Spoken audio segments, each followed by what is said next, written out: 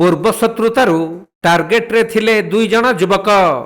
गत विलंबित राति रे दुई जन दुर्वृत्त आसी सही दुई युवकंक उपरकू चलाई थिले गुली। तेणु जणे युवकंक हातरे अन्य जणे युवकर पिठिरे बाजिछि गुली। बालेश्वर सहदेव खुंटा थाना अंतर्गत अडर बजार अंचल रे घटिछि एही गुलिकांड।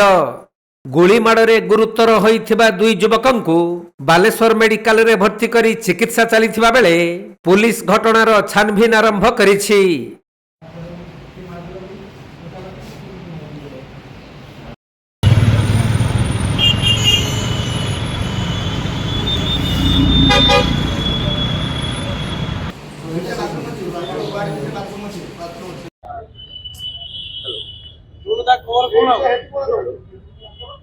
बालेश्वर प्रसेनजीत सेठी रिपोर्ट कोणार्क लाइव।